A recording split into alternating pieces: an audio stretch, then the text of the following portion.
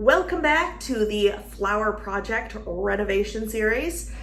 Today I want to talk to you a little bit about the next process, which is starting to have contractors come out, give you estimates, look at your project, start planning. What does the scope look like? What does the cost look like? What is labor going to look like? All of that sort of thing. So in our last video, we talked about basically coming up with a design idea, hiring an architect, coming up with floor plans, and really getting those initial plans ready to go. In this next video, I want to talk a little bit about sort of what I did next. So after I went through all of the design phase and I had some plans, what that meant was I had a scope, and that says, I want this demo done. I want this masonry, this framing, this mechanical, this electrical. It is an outline of what I plan to have done. I did not have to make that. My lovely architect made that scope for me.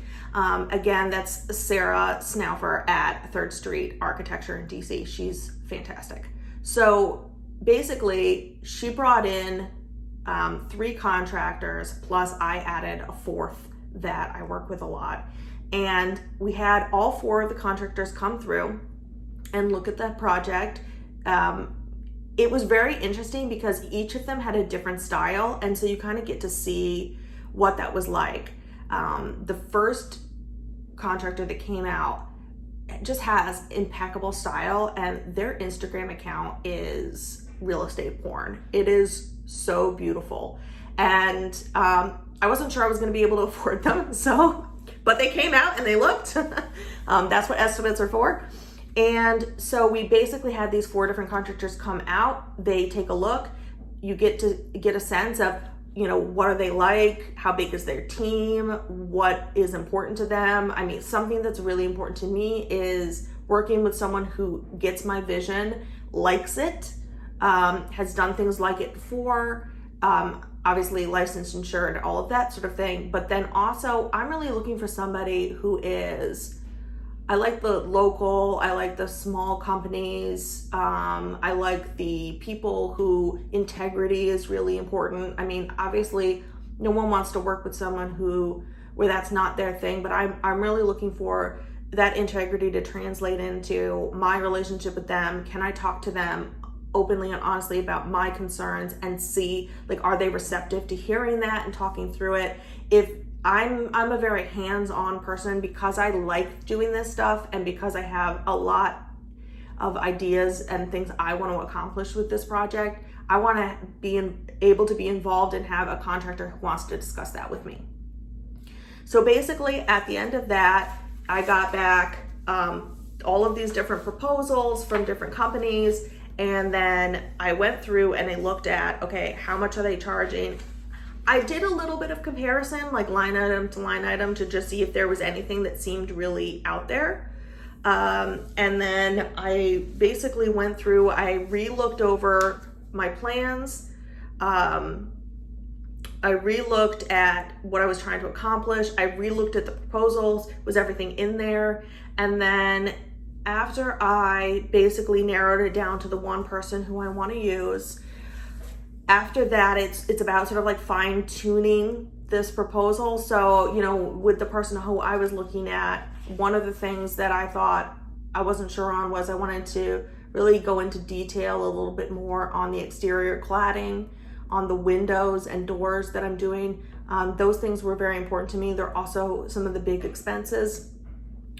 When you're working with a construction loan, you really don't want to have any overages. So at this point, it's like I've got my contractor, I've got the team situated. Now I want to make sure that this proposal looks good and is something that when I send it to the bank for my financing, it's going to be a pretty good estimate on what kind of money I need in order to do this project. So after this, it starts talking about, okay, when is your start time? If you have a bigger project, or any project really right now because everything's so crazy, but when you have a big project, you want to make sure you get onto the contractor's schedule. And if you have a small operation, that's going to be harder than if you have someone who has a lot of crews. So if you pick a contractor that has a lot of crews, you probably are going to have a little more flexibility to be when you want. Whereas if you are working with a smaller crew, you have to fit into probably what their existing schedule looks like. The other thing too is once you have that date is going to start adding in timelines that you need to accomplish things by. There's a big lead time right now on getting supplies. I just talked to somebody about getting my appliances and they said it's a 20-week lead time. So as you can see, with lead times like that, you really need to be planning ahead. It seems strange that I'm talking to you about doing this, it's June right now, and I want to start in October. Well, that's really not that much time in terms of getting everything in. It's really time for me to get going, and it may seem like I have lots of time, but I really don't. So after the contractor is chosen, after you've sort of re-looked at and are fine with the plans that you and the architect have gone through, then you are going to work on getting your stamp set of your plans. So basically what this is you're going to finalize the plans. Where are they? These big fatties, right, that we talked about last time. This is a non-stamped set. So like, I'm not sure if I'm gonna be able to get all this, but you would have a stamp and details from the county on here once you have applied for and been given permit for the work. That will be literally stamped onto this plan. That's why it's called the stamp set. So after you do the stamp set, then and the permits, you are going through material selections.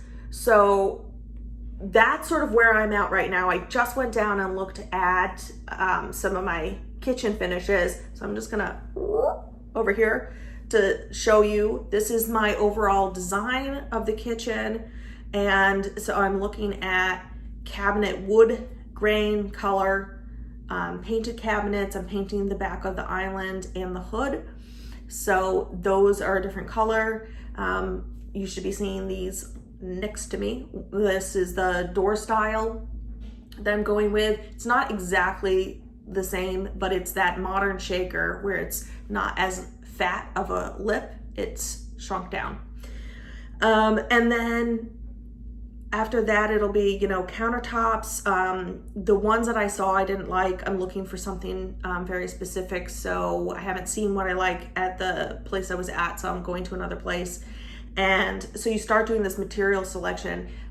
What I'm doing with some of this material selection right now, which is looking at the doors, the windows, the appliances, the cabinets, is trying to get some rough numbers to make sure that the amount of money that is put into the amount, so the scope of work and the project, it basically has the labor and materials that the contractor is supplying. But in addition to this, all of the cabinets, appliances, that sort of thing is in addition to this cost. That's not included. There's some material selections that you're gonna have in addition to this amount. So some contractors may just put a material allowance for cabinets on there. In this particular case, my contractor did not. I'm just supplying them. So I need to get their amount plus the cost of the cabinets, plus the cost of the appliances, etc., put together, because that's my total budget and that's the number I need to give to lending. At the same time as all of this is happening, I am now in that stage of talking to lenders and getting some information together for them, putting in the application. That's very similar in a lot of ways to a traditional mortgage. W-2s, tax returns, bank statements, retirement accounts, anything like that, giving them permission to run your credit. You just need to get going on that stuff. That's just an important part of it. So right now, after we look at contractor selection, we go into this phase of finalizing the budget, and then we go into shopping. So that's sort of where we're at right now, and that's where I'm going to wrap this video up. So the next time I check back in, I'll hopefully have an update on how long did it take to get the permits? I'm in Montgomery County. And you know, how is the financing process going? What does that look like? And what kind of loan options are there? In my particular case, I'm applying for a construction loan.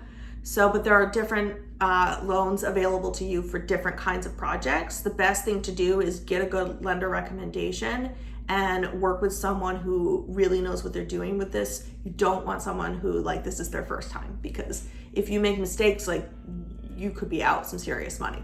So that's where we'll probably turn to in the next video. And I hope you enjoy this journey. I hope you're enjoying my material selections as they've started. Material selections is obviously the most fun part, and I am excited to show you more. I have some lights that I think I'm ready to pull the trigger on and some things like that. So I'll do a whole video that just talks about material selections and various costs, that sort of thing. And it'll be fun. All right, thanks for joining me on this video, and I'll see you in the next one.